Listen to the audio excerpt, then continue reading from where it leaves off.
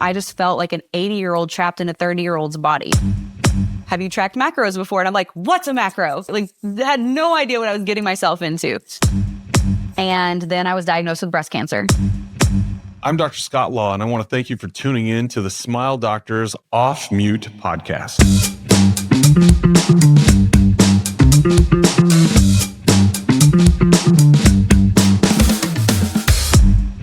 We're joined today on the Smile Doctors Off Mute podcast by one of my favorite people, and I am excited for you to get to meet her. She's a phenom in orthodontics and smile doctors and outside orthodontics. So very excited today to speak with Dr. Colby Cajero. Welcome, Colby. Hey, Scott. Thanks for having me on. I appreciate you inviting me onto the podcast. Thank you. Absolutely. So I want people to get to know you a little bit. Let's just start from the beginning. Tell me a little bit about what got you into ortho. Oh, great question. So when I was a teenage, like a little girl, right? I was bullied in school for my smile. This little bully named, I'm not even tell his name, right? I'm not even gonna put it out there, right? It's between him and God. But he called me Vampira in school growing up. And so I was bullied for my smile. But when I was in between 7th and 8th grade, I got braces and it just completely changed my life. And I was so just enamored every time I went into the appointment. I was paying attention to everything that they were saying, and I was like talking to them in their lingo, and they're like, hold up, you know what we're saying? And I was like, yeah, I'm paying attention, dude. This is awesome. And so just ever since I got my braces off, I was like, that's exactly what I want to do for the rest of my life. That's fantastic. So you just pursued a course that way, just going to school. Yeah. So where'd you do undergrad, dental, ortho, all that? So I went to the University of Arkansas for undergrad. Woo, pig, suey. And so then dental school was at University of Southern California. And then residency was at Eastman at the University of Rochester in upstate New York. Right on. Right on. And when'd you graduate? So graduated Eastman in 2019. Right before COVID. Okay. Oh yeah. Great time. So super awesome time. Little taste of real life, right? And then all through COVID. Okay. For sure. Where were you working? What was happening? So I was living in Houston actually at the time, and I was working for a corporate down there called Rodeo Dental. Okay. And then it was only part-time, but when I was obviously furloughed and everything, the world shut down. My husband, he was in law school at Cornell, still in upstate New York. And he was like, babe, they're shutting down the campus. I think they're probably going to close your office. And I was like, no way. Dentistry is like a necessity. They would never do that. Lies. Right. So I was definitely surprised when that happened, but it was a blessing in disguise because it brought him home. So they kicked all the kids off campus and were like, hey, get out of here. We're shutting down the whole campus. So he got in the car and drove all the way from upstate New York down to Houston over like a couple of days. And so, it brought us back together. That's great. All right. So there were a lot of silver linings through all of that, through COVID. And we had several in my family as well. So I'm glad to hear that occurred. That's great. That's great. So you guys changed gears, shifted around. When did you land with Smile Doctors? So I landed with Smile Doctors in August of 2022. Okay. Yeah. All right, cool. And currently you're working where? I'm at the Arlington location in South Arlington, Texas. Okay. Very cool. And and I remember the first time you and I met, it was at a doctor meeting. Mm-hmm. Right? And and I got to tell you my first impression, right? So room full please tell me. Yeah. Room full. I think we had like 55 newer doctors in that room. And there was lots of questions, lots of excitement, and just a lot about what does the future look like for us? What do we need? What's working, what's not working? And we're going through that. And I think there were a lot of people who were kind of like looking around, they wanted to say some things. And then there was this one voice who was not afraid whatsoever to voice her opinion and how things were. And that was you. And you stood up and you were very vocal about positive, negative, ways we can improve, what we could do better, and what you needed. And I think immediately everyone else was like, okay, she kept her head, right? She said what happened, and then everyone was able to then go, yeah, that sounds good. This is more of what we want to hear, or no, or we need this education, or we need, whatever it was. And you made it safe. And I was so proud of you for that. Well, thank you. It was awesome. I'm like, wow, who is this character here? She seems like a superhero.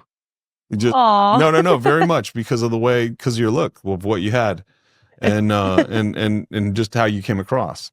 So I say that because you're very built, and one of your passions, and you and I share this, is bodybuilding. And so tell me some about that. Okay, so if we just backtrack to the COVID situation, so COVID was not kind to me. I definitely was in a rut. I tried to do like the whole like get into fitness thing, but I just like I couldn't, right? Like just kept me down. And my parents, my whole family have always struggled with their health. My mom, so my dad passed away in dental school, literally dropped dead, likely of a heart attack because he had like heart bypass like the year before. He was 50 years old, super young. My mom passed away shortly after I came on to Smile Doctor. She had kidney disease, and she, wasn't in the greatest of health either. Like everybody else in the family, heart disease, like the whole trifecta, hypertension, all the things, right? Sure. And so I remember, when I was down in, so between when I was working because at one point when I was working for Rodeo, I told you I was working there part-time. Yeah. Well, I found a job in Dallas, other part-time. So I was commuting from Houston to Dallas every week. I would spend it was the craziest schedule, and I have no idea how I did this. Wow. But I would work Monday, Tuesday in Houston, and then get in the car Tuesday night, drive up to Dallas, work Wednesday, Thursday in Dallas, drive to Temple and work in an office in Temple every other Friday, and then back to Houston Saturday. And I might work in Houston on a Saturday. Like I remember working like one Saturday a month at each of these locations too. So yeah, I was like basically working 6 days a week. It was insanity. So there was no time to meal prep. There was no time to do anything. So the eating out a lot, obviously not having time to work because I was on the road so much. Sure. And then it just hit me one day, like how exhausted, and I just felt like an 80-year-old trapped in a 30-year-old's body.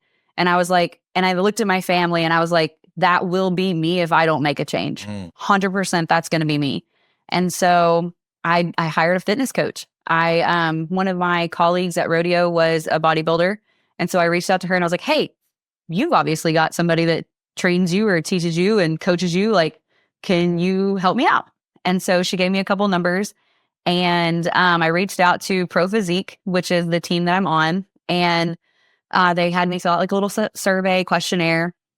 And then they connected me with my coach, and I've been with her for almost 4 years now.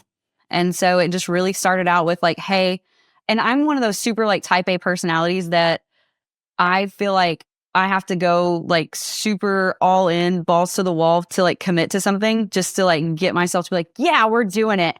And so I hired her. I was like, yeah, I want to compete. And she was like, well, what's your training history? And I was like, doesn't exist. But I want to compete, And she was like, okay, have you tracked macros before? And I'm like, what's a macro? But I'll do it. Like, like just totally unaware of everything, right? Like, sure. Had no idea what I was getting myself into.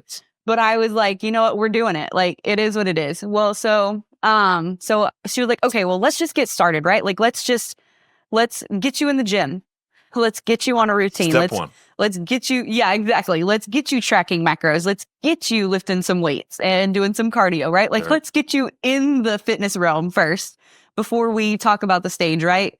And so I was like, okay, yeah, let's do that. Even though I was kind of disheartened because I was like, no, I want to do this. Like, why can't I just go do it? Right. And I didn't realize at the time you need muscle to compete. And people always think that they have muscle, right? Like people are always walking around thinking like, oh, I have muscle on my body. But do you?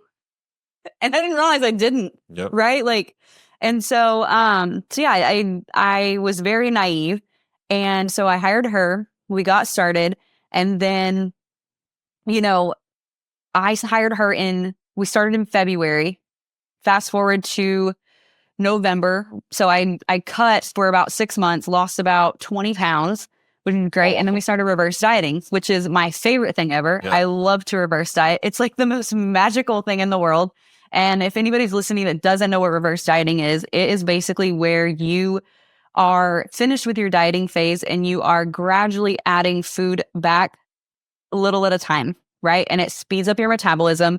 You end up being able to typically be able to increase the amount of food that you can eat, but you're still able to maintain the weight that you're at that you stop at where you stopped losing weight at, right? Right. And you have to do that every so often. You can't always stay in a caloric deficit.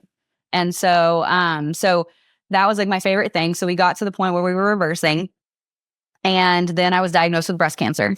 Wow. So okay, wait. So without me getting emotional here, so you lost your mom, then you lost. But I hadn't been diagnosed with breast cancer yet when I lost my mom. Really? Yeah. So this is part of this is like where God really is just amazing, because I know that. So when I had started my fitness stuff, my mom actually spent some time with us here in Dallas for a little while. And she was really struggling with her kidney disease, like dialysis and stuff like that. And I could see her going downhill. And I remember like breaking down one day and just saying, God, I'm not ready to lose her, but if you're ready to take her, because I know she's ready to go home to you. And then literally like 4 months later, that's when they found the lump. And then I know God kept her the rest of that next year to get me through my breast cancer, because she died the day that I got a PET scan that said that I was cancer free. Jeez. The same day, like I left the oncology center or like the imaging center, and I was going to go home and take a nap. And the doctor called me because she was in the hospital, and he was like, your mom's not going to make it. And I was like, okay. So I literally just went like right across the street and just was with my mom. And, like I sat down with rounds with the doctors, and because it wasn't making sense, right? Like I didn't realize the severity of like her kidneys actually like failing. Yeah. And I listened to the doctor round with the residents, and I could tell he was like, she's acidotic, and I could just tell by what they were saying, like the doctor in me could understand enough to get through to the daughter in me to be like, she's not going to make it, and she's miserable. So we need to let her go. And I was, of course, her power of attorney. So I just had to make that call that, it was time. Colby, what you've been through in such a short time, with lost your father, your mom, and then your health challenges. Wow. Yeah. But you know what? It's not me. It's God. He's just amazing. Like that's all there is to it. It's just God's awesome. I love that. He gets all the glory for everything that I am and everything that I have. Every minute that I got with my mom that last year, every minute that I got with my dad before he passed, it's all been wonderful. Ups and downs, of course, right? But just, Well, your faith and perspective is inspiring. I think a lot of people could be very angry, could take a very different perspective. But wow, that is beautiful. I will tell you, when my dad died, I was angry because he passed away out of nowhere, like literally dropped dead out of nowhere. Did not see it coming. And so I was angry for a little while. But then, God always has this way of letting us know, like when we try to, shy away or, run away from him, he has a way of breaking those walls down. And so I knew when all the other stuff, cancer and everything else, started hitting the fan, I was like, all right, I just need to lean in this time instead of pushing away. Wow. Beautiful. What do you carry forward in memory of your parents? What do you do? So my dad was a goofball.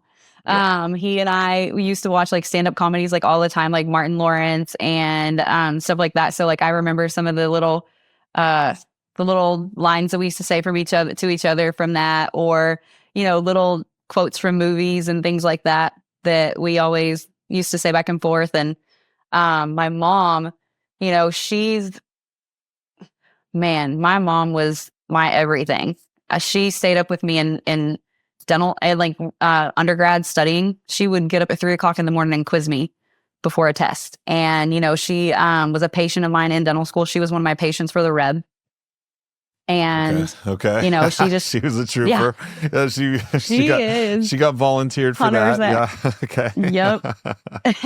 That's awesome. So yeah, I mean, it's just, I carry both of them. And like my dad, it was just a really passionate person. And, just, I carry that with him, or like that part of him with me, with like the drive and everything to like, just, never give up. That was my dad. He was one of those that was like, never gonna, give up. And my mom, my parents were separated. So like, I was mostly raised by my mom. Yeah. So I got to be raised by a single mom who was very strong, with me and my brother. And we had our challenges, right? Like my brother and I were not easy kids. I had ADHD. My brother had a whole trifecta of issues as well. And, this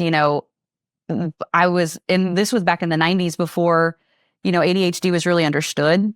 And so, of course, there was like a series of like medications and things like that to try to, get balanced. And so there was a lot of suspensions in school and a lot of parent-teacher meetings and things like that for both of us, for me especially growing up. And so my mom is just, or was just an amazing human that shouldered all of those things. And just, I cannot thank her enough for being that example for me. Beautiful. Beautiful. Thank you for sharing that so intimately. I'm sure your husband was a support through that, but was he, now I'm trying to piece together the timelines. Was that over COVID then? When was this? When was your bout with breast cancer? So breast cancer was shortly after COVID. So I was diagnosed with breast cancer in November of 2021. So just about a little over 3 years ago. Wow. Okay. Yeah. Yeah. So he was home for you as well with your mom? Yes. Okay. Yes. So once I was diagnosed, I told my parents, or my mom, my grandparents, and my stepdad, and my mom literally, because like I told them right before Thanksgiving, and because we didn't have time to figure it out. I was diagnosed November the 9th. My double mastectomy was December 1st.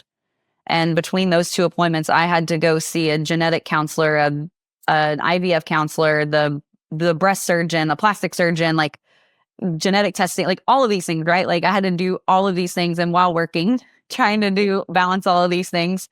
And so yeah, my mom decided to just come and be with us after my surgery to help with recovery and everything. And then, I started chemo in February of 2022. And then she stayed with me for, I think, half of my chemo sessions she was able to be with me for. But then her health issues started, declining and getting more severe. So she ended up having to go back home to see her nephrologist and try to get herself squared away there. And then, by the time I came out through chemo and then, I had my reconstruction in May. After that, I kind of tried to go visit her some more during that time that I had off, and before I started working with Smile Doctors. And then she passed away in November, a few months later. Wow. What a story. Yeah, thank you. Well, oh boy. Yeah. So how is that challenge? How's that shaped you? How's it turned your life, your outlook, your approach to things? How's it been? So I actually kind of talked about that. I spoke at the Women in Orthodontic conference in January of this past year. And that's kind of what I talked about. That was literally my topic, was persevering through life's curveballs. And I talk about, my struggles as a kid and just growing up and just, all the things that I've been through. And, all of this you could take and say, oh, life, I've been just dealt a shitty hand, right? Am I allowed to say that? Sorry. Sure. Good. Yeah, I was built a bad hand. And yeah. right? Like you could say that. You could feel sorry for yourself, right? Sure. Like you could wallow in it. That's a choice, right? Those are choices that you can make to either, succumb to the suck, or you can just be like, so what? And keep going. Right. And I chose to just keep going, because at the end of the day, I truly do believe that, God put these things on my plate and in my path for a reason, to grow me, to shape me into the disciple that he wants me to be for him. And so whether it's in whatever way that looks like, right? Like, so with all of the things. And so, for better or for worse, I can't say that I've done or, handled all of these things perfectly well as one should, but I can definitely say that that I have grown from all of these experiences, and I know that God's put them there because he wants to grow me in a way that he sees best for, and I trust that. I love it. Okay, cool. So rewind back to that day when you and I met, and I think I'd been on my health journey. I'd been trying to turn things around. I got way out of shape, building Smile Doctors, traveling, much similar to your story, just being all over the place and staying, covering clinics and being on the road with talking to other offices and potential partners, all these different things. So my diet was terrible. My workouts were nothing. I was always, I'm going to start on Monday. And I did that for years. Yeah. And then started to get in shape. I hired a coach. I think I needed some accountability, and my son really inspired me. And so then you and I met at that meeting, and I had just decided that I was going to compete. It's something that I never thought of, that I never thought I would do, that I'd get up in front of people in a Speedo when I never, right? And I hated taking my shirt off. Like, you just wouldn't see me with my shirt off. So let alone that I would do that.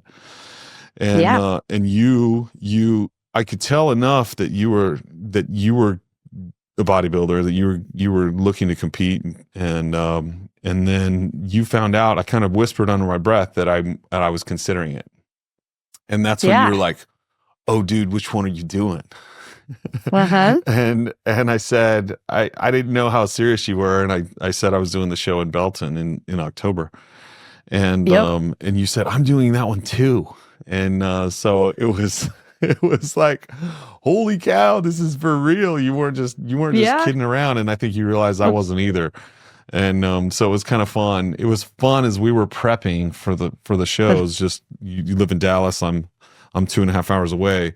So over the course, I was really excited to, I'd get your texts here and there. We'd text each other, hey, how are you doing with your prep? And are you pushing through? How's the diet going? Because it's getting harder and harder. And I always appreciated that support. Even though a long distance, it was just nice to know somebody else was going through the pain and kind of embracing the suck of the whole process. Absolutely. Bodybuilding is a small community, and it's not for the faint of heart. And I don't know if you felt this way, but for me, like I was telling you a while ago, like just being naive to like the whole bodybuilding journey and everything, I was just like, yeah, I'm going to do it. Like, and I think that everything that I've been through in my life, like everything that I've done successfully has been because I was ignorant of how hard the journey was going to be. Like, seriously, I know that sounds really silly, but like, I'm a first generation dentist, first generation college student, first generation orthodontist. I never knew how hard that road was going to be. And so I was just like, I want to fix these smiles for these kids. I want them to feel like I did when I was a teenager. Like, I want to instill that within people. And this is what I got to do to get there. Like, that's all there is to it. Just did not realize how hard it was going to be along the way. And, same with bodybuilding, right? Like and that I love the sport of bodybuilding because, man, does it push you to figure out who you are. Like, if you haven't figured out who you are through, the sport of bodybuilding, I don't know what to tell you, man. I don't think you're looking hard enough. I agree. I totally agree. I mean, and it's hard. Like, and I've thought about this the other day, like thinking about preparing for the podcast and stuff. And I was like, I wonder if Scott's going to compete again, because it's so hard. Like, every time I think about it, I'm like, man, now I know what I'm getting into. Do I really want to put my body through that again? And my mind, my, everything, my family, like all the things that you sacrifice along the way to do that. And I'm like, I don't know, but maybe I probably should. Like, I don't know. I haven't figured that part out yet, you know? It's like, what else is there though? You know, sometimes you just, to your point, you have to like push the ball off the cliff and then go, oh, okay, I guess we're doing it. Right. And that's it. You just jump in both feet and go. Yeah. I wholeheartedly agree. I know. I got to tell the listeners this little funny story. So we're getting ready to record with you, right? And we're a little late recording. You had a same day start, which is awesome. Yeah. And we all know patients are first. So if somebody's going to do a same day start, everything is pushed off for that. So I love that.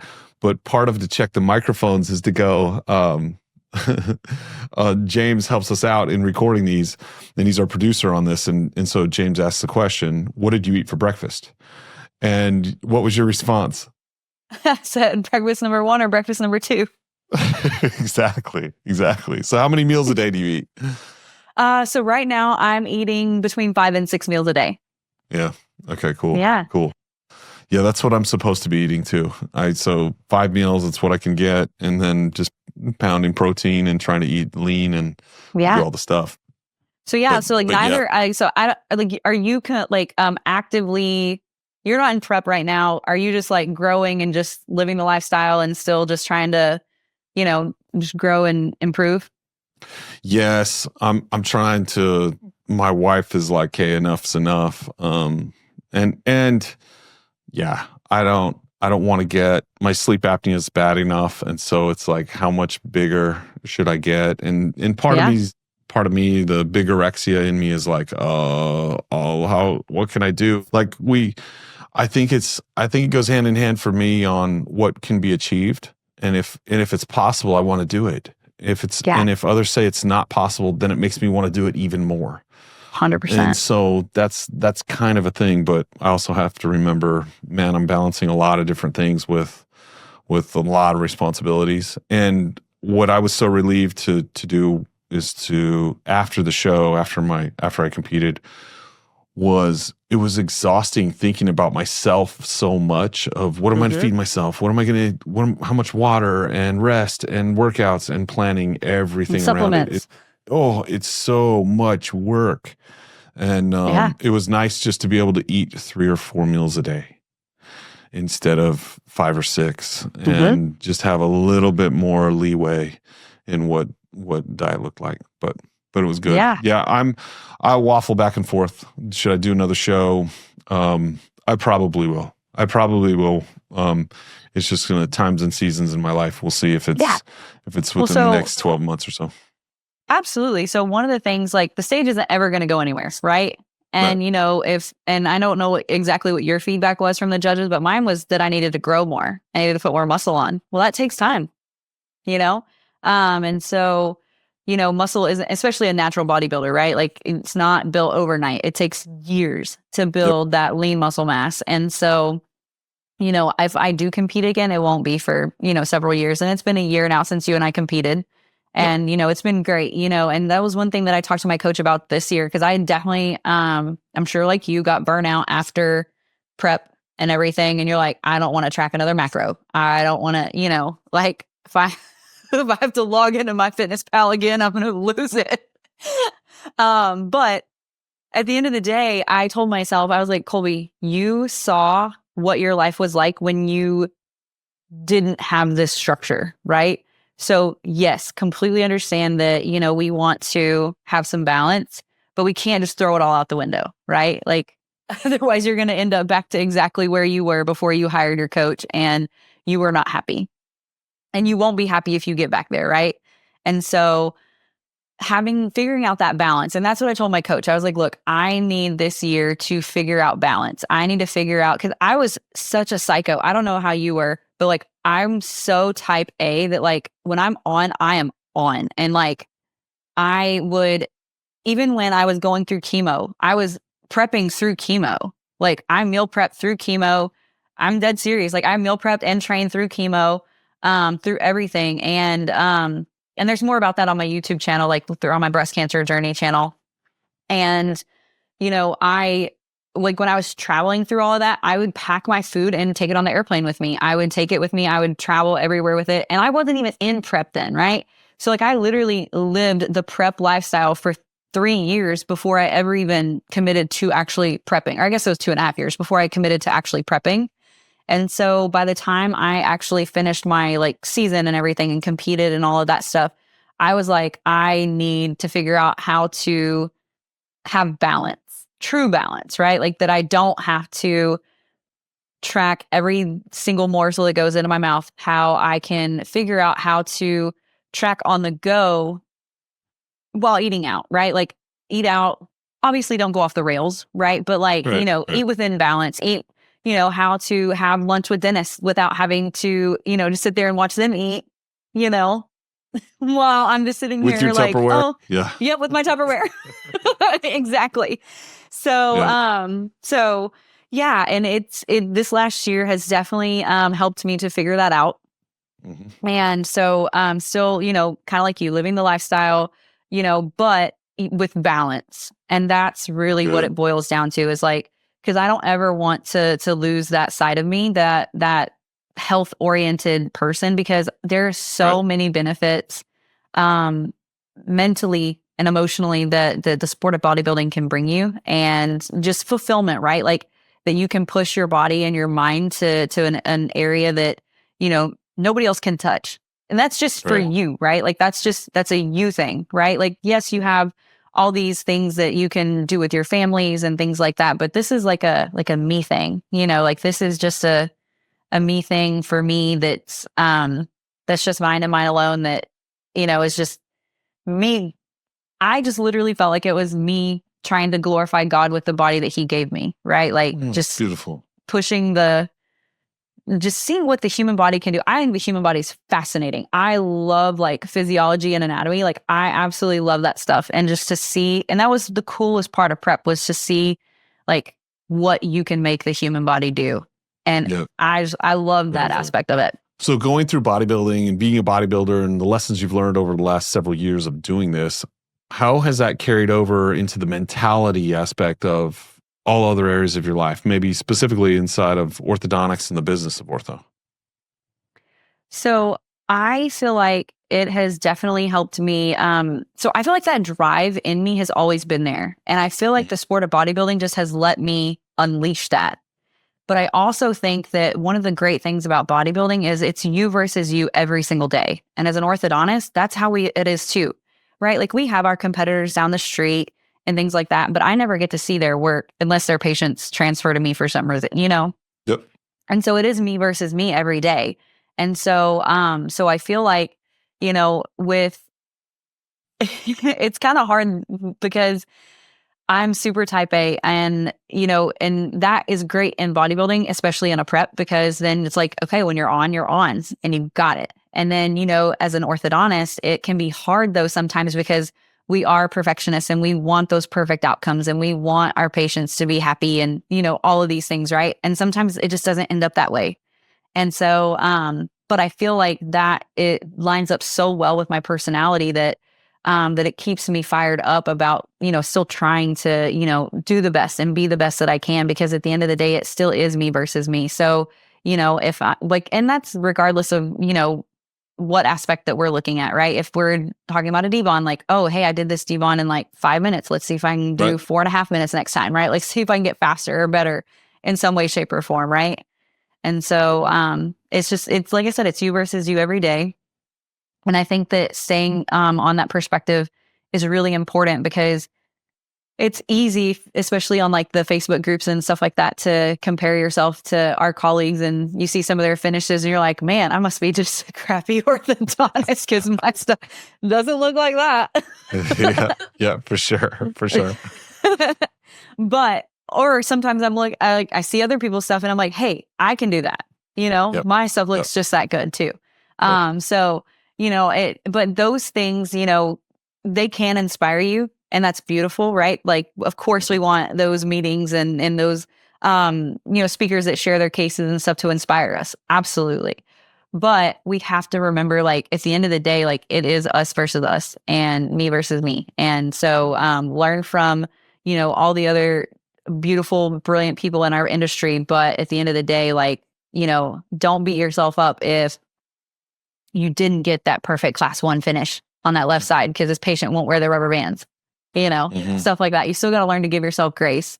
And I think that that's an area in the sport of bodybuilding that can show you that too, because, you can't be on 100% of the time. Right. It's not possible. It's literally not possible. No. And so you have to learn to give yourself grace there too. And I think there's so many parallels in the orthodontic world with the sport of bodybuilding. And that's why I love them both. That's beautiful. I would have to agree with you wholeheartedly. I think one of the big phrases we often use inside of Smile Doctors, I think we get it from our CEO, Jay Hedrick, says, control what you can control.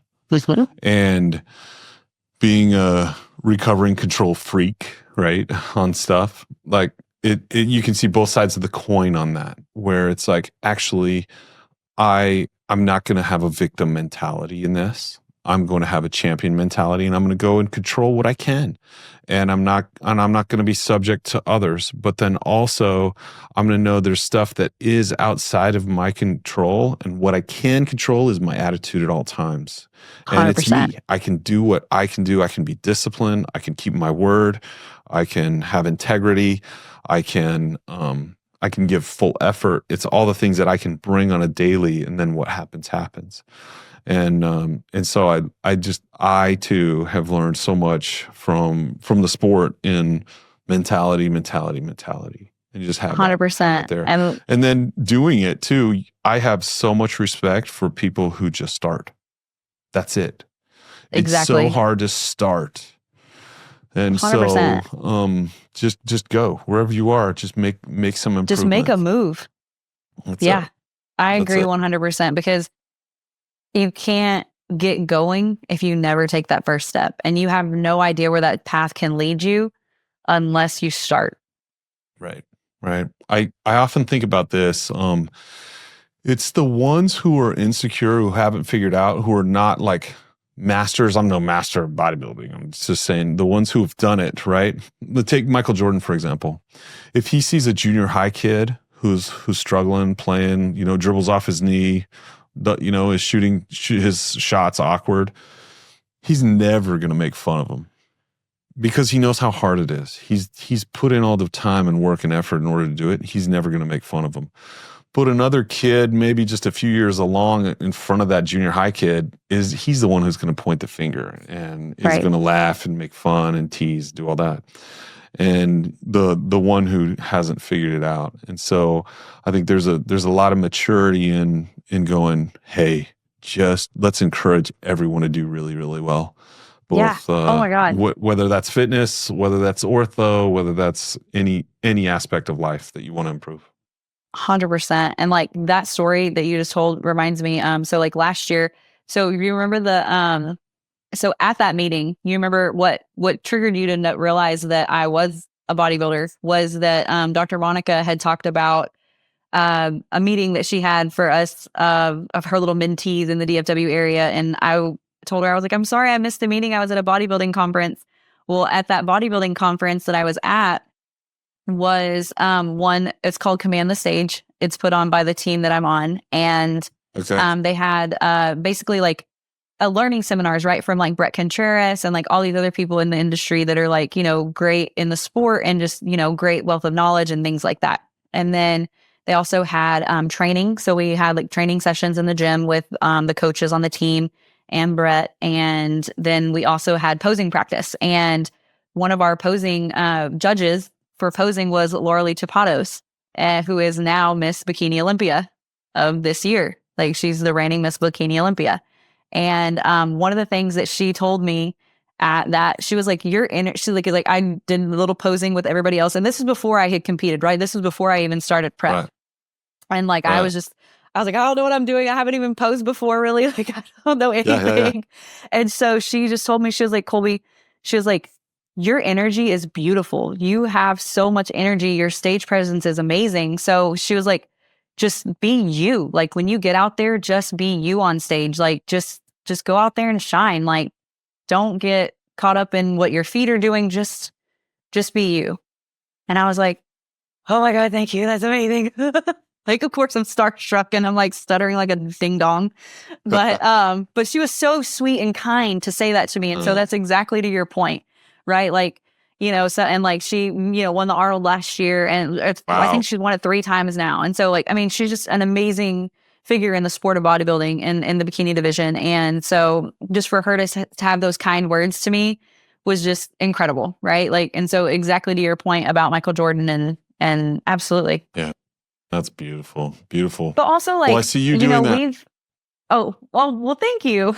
No, I see. But just in your story of how we began here, of you talking about how you were bullied and how you're inspired to go and to help other kids. I have never sat in a consult with you, but I guarantee there's kids that you can see right through that they are.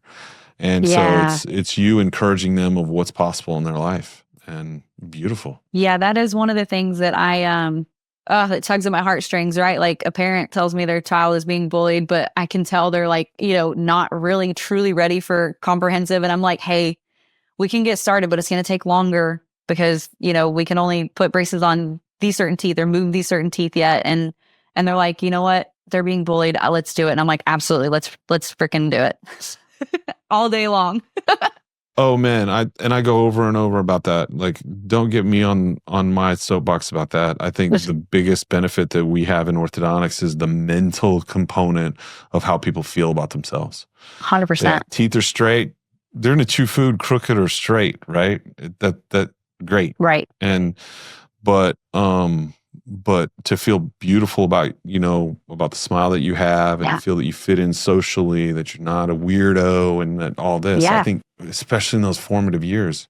Yeah. And that's what I try to tell my patients when they're frustrated with their parents for, like a patient that, doesn't want to wear their rubber bands and, is, burnout with ortho. And I'm like, hey, your parent is thinking about you on your wedding day. They have your future in mind, and they are doing this for your benefit. So I know that they would, and I know I would appreciate this if you could just give me every bit of gas you have left in the tank so that we can wrap this up for you. That's great. That's great. Some of them listen, some of them don't. Yep. Some don't. Oh, some that's don't. Great.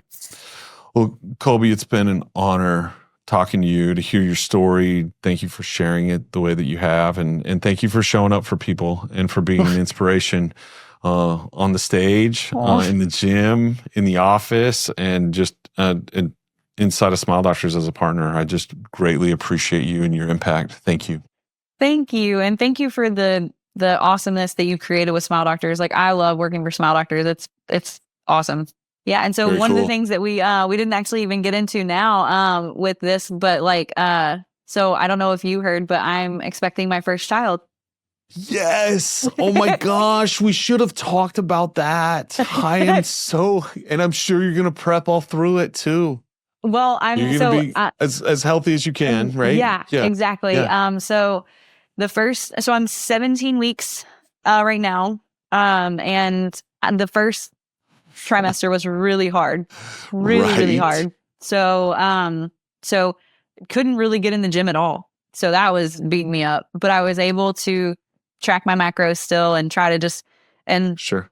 But I was struggling with it mentally. And so my coach was like, all right, well, cause like there were certain things that I couldn't eat. Right. Yeah. And like, I had like taste aversions to a lot of protein sources. And my coach was like, hey, let's just give you a range, right? Like, let's give yourself some grace, give yourself a range. Let's, do, and she told me, she was like, just be in this ballpark and just track what you can. And, we should do the best you can. Right. And so it's been fun, but yeah, with all stop taking. Yeah. Thank you. We stopped taking my, the hormone blockers in June of this year. Because for the breast cancer. Mm-hmm. Yeah. Yep. So stop taking that. Yeah. Cause remember I told you I was, on hormone blockers all through prep and most of the bodybuilding stuff. Unbelievable. And you're like, most people are on the opposite. And I was like, yeah, not me. And so yeah. And then, got my cycle back in August, and then pretty much just got pregnant right away, God's plan and all. Amazing. And so, yeah. And so now I'm entering second trimester, and I'm able to go to the gym, and it's fascinating because, I've definitely put on weight. And so that's been a mental scare, of course, when you see yourself at, 10% body fat and then not, it's really a struggle mentally. Definitely. And but it's all for a great thing, right? Like, again, the human body is just fascinating, right? Like, so there's a reason that my body's going through all these changes and things like that. So we're having a little boy. Holy cow. So we're super excited for that. And I honestly, I don't know if there's any like biological, metabolic, like science behind this, but in my head, like I haven't lost any of my muscle, right? My like massage therapist tells me, she's like, Colby, you're just as like firm and full as like you always have been. So and I'm wondering if it's because like my body's producing like more testosterone for the fetus. Maybe. And so like maybe that's like helping me preserve my muscle, that's there that I haven't been able to train in all these weeks, right? Like, cause it made me sick every time I went to the gym. I felt so nauseous. But like last week and this week, I've been able to like get in the gym and move and really start trying to like get after it. And so it's felt so good to get back in the gym. And I got back on the bike this week for the first time, like, cause I love to indoor cycle. And so I got back on the bike for this week, the first time, and for the first time in a very long time. And I was like, oh, this feels weird. But it was, it's been feeling really good to get back to moving. And it's so fascinating how people are like, just move your body. Movement is medicine. I swear that's so true. That's so great. Well, what a miracle. And once again, here you are sacrificing, because you have goals for your body and what you want to achieve. You're putting those on hold so that you can grow this little guy. Good for you. Oh man, I'm so excited for you to be a mom. Thank you. Oh, it's going to be so much fun for you. Yeah, it's life-changing. I remember you telling me not so long ago, you're like, kids are great. Have a gaggle of them. Yes. I loved it. And so I don't know about a gaggle, but but we're really excited about this one and just to see, what God's plan is for our family and all that fun stuff. So yeah. Beautiful. Okay. I'm excited. Well, fantastic. I appreciate it again. Thanks for joining us. And thanks for inviting me. I'm truly honored that you asked me to be on the podcast. I really appreciate it. Definitely. You'll inspire a lot of people.